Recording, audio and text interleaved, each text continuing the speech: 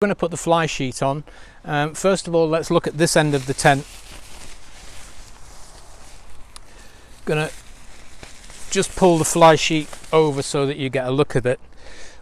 Clever design on the tent.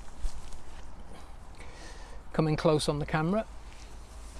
And you see here that this has a black clip and it just clips. Really clever design.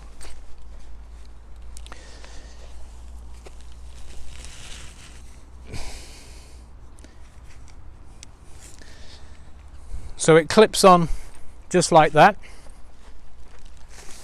One notable point towards the back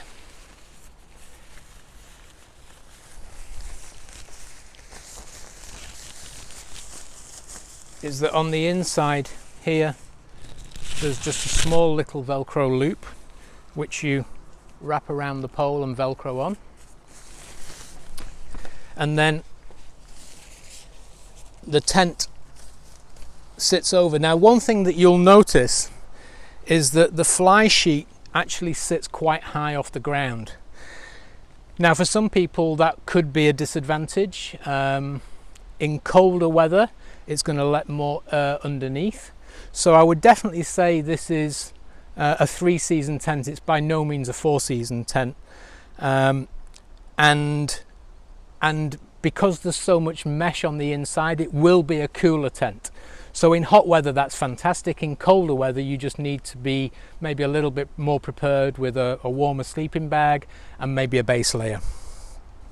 So in terms of pitching, it's attached to the front.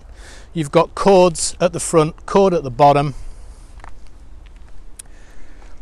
one cord at the back, and then these cords which double up onto the connectors that are pegging out the base.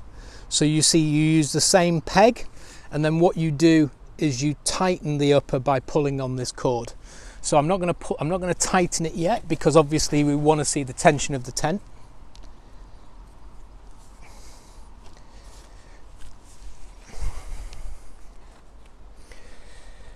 The cord at the back here you would peg out. Again, one of the things that you want to do is get the tension of the upper as best as you possibly can. Great thing about this tent is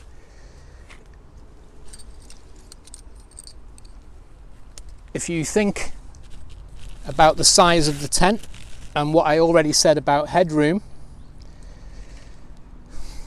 obviously you put the pegs in a lot lower. I'm just showing you here. This pegs out, pulls tight, and then what you would do is you would then peg out the tent as appropriate. This one at the front here creates, pull it tight so that it creates the possibility for more air to go into the tent. And then on the other side, the back side of the tent here,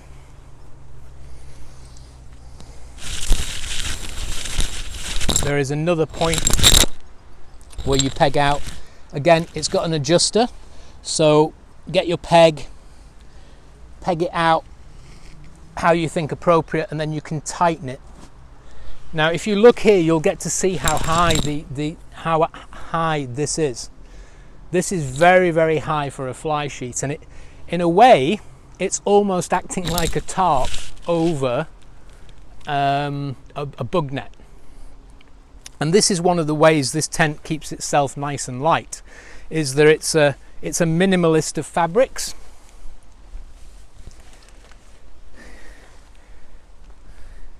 Now what you could do with these cords is you could actually save on tent pegs and peg them to the same area, or you can pull them out and make it very secure. For the purposes of the demonstration, I'm not going to peg those out at the moment. Again, just to explain, on this side you could do that and fasten off into here, or you could pull out and create that. So we've already said that the tent has got quite a lot of space. Now you'll see here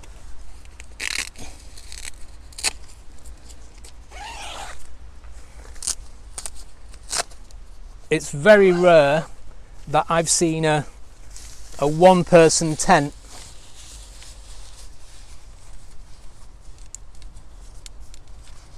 and there's the option to fasten this off. You can pull the door into this loop here and fasten it off. Again, it's about utilizing things that are already on the tent and not adding more things. And then here, as I said before, this can clip to the inside of the tent to create more area, or you can just leave it hanging down and then you've got all this area to put your rucksack in.